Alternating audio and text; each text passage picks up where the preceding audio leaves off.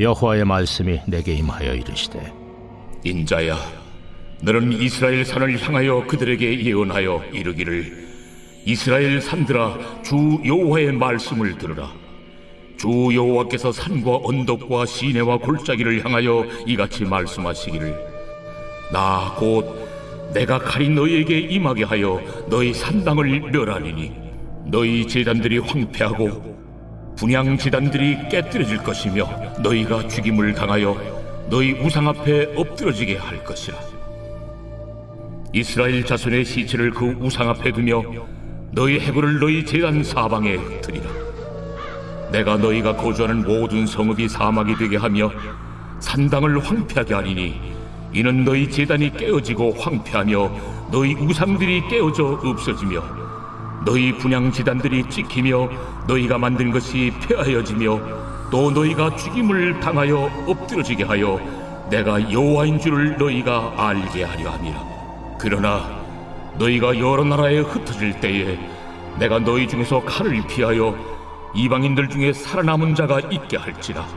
너희 중에서 살아남은 자가 사로잡혀 이방인들 중에 있어서 나를 기억하되 그들이 음란한 마음으로 나를 떠나고 음란한 눈으로 우상을 섬겨 나를 근심하게 한 것을 기억하고 스스로 한탄하리니 이는 그 모든 가증한 일로 악을 행하였습니다.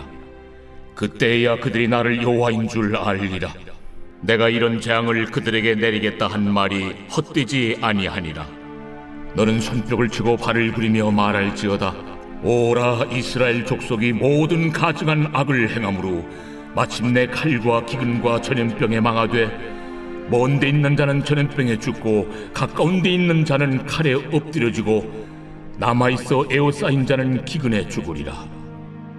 이같이 내 진노를 그들에게 이룬즉 그 죽임당한 시체들이 그 우상들 사이에 제단 사방에 각 높은 고개 위에 모든 산 꼭대기에 모든 푸른 나무 아래에 무성한 상수리 나무 아래 곧 그 우상에게 분향하던 곳에 있으리니 내가 여호와인 줄을 너희가 알리라.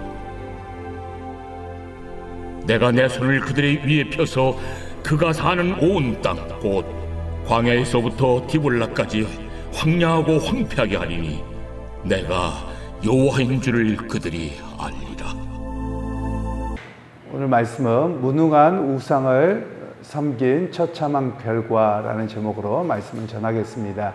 오늘 본문에는 이제 하나님께서 어떻게 철저하게 그들을 심판하시는가에 대한 이야기를 구체적으로 하고 있는데요.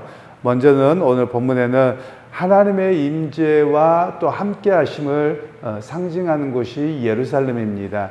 그리고 성전을 중심으로 해서 그렇게 이루어졌죠. 그런데 하나님께서 먼저 너희에게 이스라엘의 산 곧 예루살렘을 먼저 회파하는 그런 일들이 있을 것이라고 성경에서는 말씀합니다. 그러면 우리가 그 뒤에 또 산당에서 우상을 섬겼던 것에 대한 하나님의 어떤 심판이 있거든요.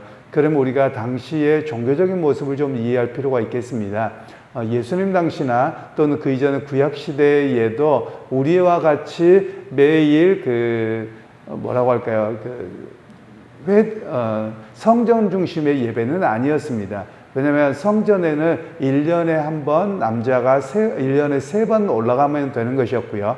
일반적으로는 자기 가정이나 아니면 지역에서 모임들을 가지고 있었습니다. 그것을 산당이라고 말할 수 있습니다. 물론 산당은 이제 부정적으로 계속 묘사가 되는데 그 이유는 우상 숭배 때문에 그렇습니다. 실제로 이스라엘 백성들이 가나안 땅에 들어가서 레위 지파들을 그들이 모여 살지 않고 다 다른 지파들 사이로 흩어버립니다. 그래서 하나님께서 하셨던 것은 그들에게 하나님께 제사 드리는 일과 그리고 하나님의 말씀을 가르치는 사명을 주셨습니다. 그리고 또 중앙에는 예루살렘이 있어서 거기에 성전이 있고 이렇게 이중 구조로 하나님을 향한 예배의 삶을 살아가게 하셨는데 그들이 산당이 문제가 됩니다. 계속 성경은 산당을 문제하는 것은 높은 곳에 제단을 쌓고 하나님 앞에 예배드리는 곳으로 사용이 되었는데 그곳에 우상 숭배가 같이 되어졌다라는 겁니다. 그 이야기는 그 지역에 원래 가나안 족속들이 살고 있었는데 그 가나안 족속들이 섬기는 그 영향을 그대로 받아서 우상을 겸해서 섬기는 산당이 되었기 때문에 문제가 됩니다. 어찌 보면 우리가 믿음 생활하면서 좀 기억할 필요가 있습니다. 그것은 우리가 세상의 영향을 받고 과거에 우리나라 민족 종교라고 할 수 있는 샤머니즘 또는 무속 종교의 영향을 받는다면 이 산당의 모습과 똑같이 되어 버린다라는 겁니다. 제가 조금 이렇게 심하게 비판할 때 이미 들으신 분들은 알지만 한국 교회의 가장 큰 영향력은 무속신앙입니다. 샤머니즘입니다. 이 샤머니즘이라고 하는 것은 지금만 있었던 것이 아니고요. 한국의 불교나 유교나 모든 종교에 다 이 샤머니즘의 영향이 엄청 큽니다. 그래서 우리도 모르게 이런 영향을 받는 것이지요. 대표적으로 우리 안에도 그렇습니다. 예를 들면 내가 뭐 다치거나 병들거나 무슨 집안에 있으면 이거 벌 받아서 그런다. 그러니까 사람들한테 쉬쉬하자. 이런 것들도 권선징악이라고 하는 그 샤머니즘의 영향이 굉장히 깊이 우리 가운데 있다라는 겁니다. 또 이런 경우도 있죠. 어디에 가서 여기는 터가 좋아서 괜찮고 어디는 여기가 명당이 아니고 이런 개념들도 전부 다 그 샤머니즘의 영향입니다. 그런데 우리가 그런 말을 안 하는 것 같지만 심지어 교회를 다니면서도 그런 이야기를 하고 있다라고 하는 것이죠. 이게 다 바로 이런 무속의 영향을 받아갖고 있는 모습입니다. 그래서 우리가 철저하게 무속의 영향이나 또는 타종교의 영향, 우리나라 불교나 유교의 영향이 굉장히 깊은데요. 이런 것들을 철저하게 차단하지 아니하면 하나님이 기뻐하는 예배자와 예배자의 삶의 모습이 되지 않는다. 이런 이야기를 말씀하고 계시는 겁니다. 예를 들면 우리나라의 장례 문화도 철저하게 유교 문화죠. 그래서 이 유교 문화에서 아직 우리가 장례 문화가 벗어나지 못했고요. 심지어 교회 안에서도 그렇습니다. 교회 안에 여러 가지의 모습들이 유교나 이런 무속신앙의 영향을 잘 벗어나지 못하고 있는 그런 모습입니다. 그러면 우리가 이제 기독교가 130년 정도 됐는데 이 정도로 성장했으며 무속적인 종교적 요소를 굉장히 제거해야 될 필요성이 우리에게 있다라는 것입니다. 예를 들면 이런 경우도 문제입니다. 요즘에는 그게 많이 없는 것 같습니다만 과거에는 아침에 큐티를 안 하거나 새벽 기도를 안 하면 오늘 부정 탔다. 오늘 큰 문제가 생긴다. 예를 들면 가다가 넘어지거나 그러면 거봐 오늘 새벽 제단 안 쌓아서 그래. 이렇게 표현하거든요. 사실 이건 전부 다 무속적인 신앙입니다. 우리가 말씀을 가까이 하고 살아가는 건 좋은 일이지만 하나님께서 뭐 조금 안 했다고 해서 하나님 앞에 벌 받고 뭘 조금 잘하면 복 주시고 이런 개념으로 이해해서는 아니 된다라는 것을 우리에게 말씀합니다. 그러니까 이스라엘 백성들이 그러면 산당에서 왜 우상을 섬기게 됐는지에 대한 이해를 잘 할 필요가 있습니다. 그들이 가나안 땅에 정착하면서 하나님께서 가나안 7족속을 온전히 없애라고 하셨는데 온전히 없애지 못합니다. 그 이유가 어떤 힘이 부족한 것도 있지만 그들이 일구어 놓은 삶의 자리들이 있죠. 그게 부러운 거죠. 그래서 그들로 하여금 영향을 받게 되는 겁니다. 오늘 우리도 모르는 사이에 세상의 영향을 받고 그들에 의해서 우리의 사고방식이 되어진다면 이건 굉장한 큰 문제라고 알 수 있습니다. 예를 들면 우리가 은연중에 그런 영향을 많이 받는데요. 사실 믿음 생활한다고 하면 철저하게 하나님을 의지해야 합니다. 그런데 우리의 삶의 모습은 하나님을 의지하는 것보다 세상 사람들 이야기가 더 많이 들어옵니다. 그래서 교회 안에서 예를 들면 세상의 재산 문제 이야기하고 그리고 정치 문제 이야기하고 물론 어느 정도 기독교적 관점에서 이야기하는 건 문제가 되지 않겠습니다만 기독교적 관점이 아니라 그냥 세상적인 관점이에요. 예를 들면 오늘 주식이 어떻다더라, 어디는 땅값이 올라가는데 나는 뭐 했다더라. 여러분 이거는 사실 바른 모습이라고 볼 수 없는 것입니다. 그런 측면에서 오늘 우리가 신앙생활을 어떻게 해야 되는가? 철저하게 하나님의 말씀을 의지하고 살아가는 모습이 우리의 모습이어야 함을 이야기하고 있는 것이지요. 그러면서 이들 가운데 하나님이 심판을 하시는데 어떻게 하느냐? 예루살렘을 하나님이 심판하시는데 철저하게 망가질 것이라고 황폐화가 될 것이라고 말씀합니다. 그리고 흩어져 나가는 이들 가운데도 전염병이 있어서 죽을 것이고 그리고 계속해서 하나님께서 이런 징계를 내리심을 이야기를 하고 있습니다.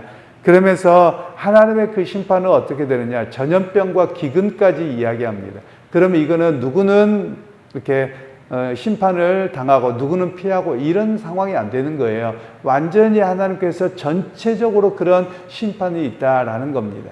그럼 제가 엊그저께도 말씀을 드렸던 것처럼 여러분 이때 하나님을 찾고 의지하는 경건한 사람이 없었을까요? 있었습니다. 그러면 이들만 쏙 빠지고 나머지만 그러냐? 그렇지 않습니다. 오히려 이런 하나님의 전방위적 심판에는 여러분 신앙이 올바른 사람이라 그렇지 않은 사람이라 모두가 다 동일하게 당하는 것입니다. 그러기에 여러분 오늘 우리가 믿음의 사람들이 해야 될 일이 어떤 일이냐? 바로 하나님 앞에서 온전히 서는 회개자의 모습으로 서야 된다라는 겁니다. 이스라엘 백성들과 남유다 백성들에게 끊임없이 하나님께서 선지자를 통해서 회개를 선포하셨거든요. 그리고 하나님의 심판을 선포했고요. 그런데도 불구하고 그들은 회개하지 않았습니다. 그리고 자기들이 하는 것이 무조건 옳다고 하고 자기가 듣고 싶은 이야기만 듣는, 그래서 자기에게 불편한 이야기를 하는 선지자들을 다 죽였던 역사가 바로 이 이스라엘의 남유다의 역사라고 말할 수 있습니다. 그러면서 이제 14절 말씀에는 내가 내 손을 그들의 위에 펴서 그가 사는 온 땅 곧 광야에서 디블라까지 황량하고 황폐하게 하리니 내가 여호와인 줄을 그들이 알리라. 광야에서 디블라라는 말은요, 이스라엘의 최북단에서 최남단까지 전체에 하나님께서 이렇게 심판하시겠다, 이런 이야기를 말씀하고 계시는 겁니다. 즉 이 말씀은 온 이스라엘이 우상 숭배로 물들었다라는 겁니다. 여러분, 이것은 개인에게는 그렇지 않은 사람이 있을 거예요. 그러나 사회 전반에 걸쳐서 우상을 용납하는 그런 문화가 되었다라는 겁니다. 저는 우리나라 그 상황을 보면서 상당히 이것과 유사하게 보면서 이렇게 안타깝게 생각을 합니다.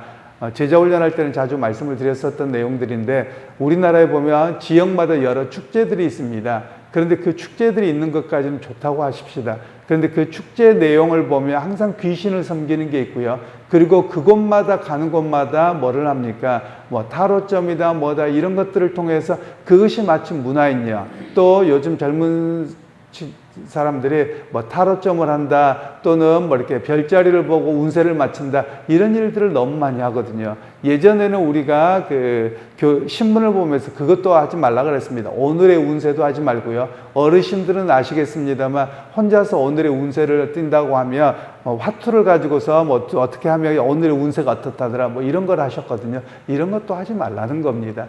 그런데 오늘날 어디를 가든지 사람들에게 이런 재미로 본다라고 하지만 그런 일들이 여기저기에 많이 있거든요. 바로 하나님 보시기에 문제가 여기에 있다라는 겁니다. 실제로 우리가 기독교인의 관점에서 보면 우리나라의 모습도 마찬가지입니다. 뭐 세상의 이야기는 할 것은 없고, 오히려 우리나라가 정치인들의 속에서도 보면 이런 무속의 영향이 큽니다. 지난 정부에서는 무속을 중심으로 해서 이끌어가려고 하는데 그 나라가 괜찮은 나라냐라는 겁니다.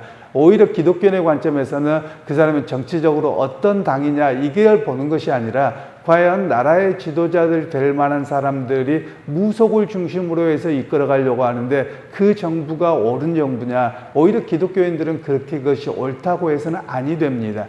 그런데 한국교회가 전부 다 그것이 옳다고, 전부는 아니겠지만 상당수가 그것이 옳다고 하고 그 편에 서 있다.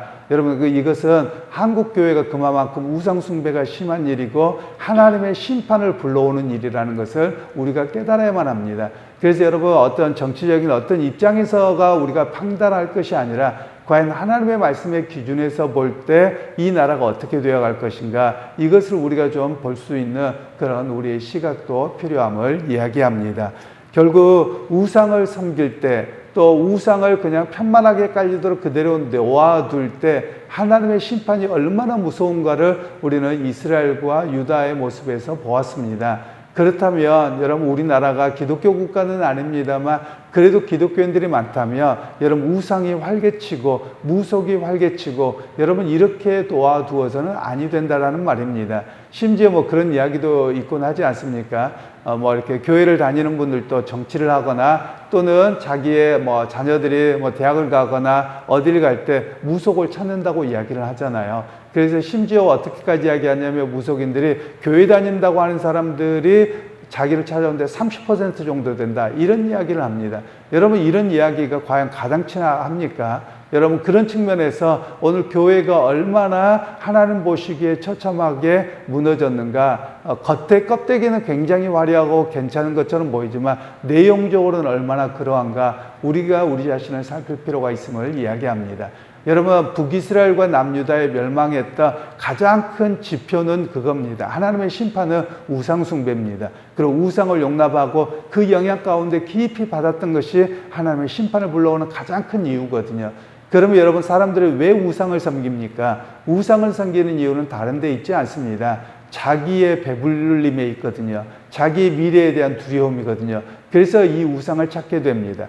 그런데 하나님께서는 우리의 미래에 대해서 딱 한 가지 이야기합니다. 모두가 죽을 것이고 예수를 온전하게 믿고 온전히 서는 사람은 천국으로 갈 것입니다. 요거밖에 없어요. 미래에 대해서는 하나님의 인도하심을 기대하고 살아가면 되는 겁니다.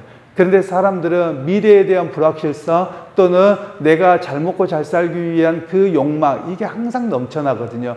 그래서 하나님께서 그런 응답을 주시지 않으니까 오히려 그런 쪽으로 가서 사람들이 답을 갖고 있는 그런 모습이 되어버렸다라는 겁니다. 심지어 기독교 무당이라는 말도 사용이 됩니다. 오래전부터 사용되었던 것인데요.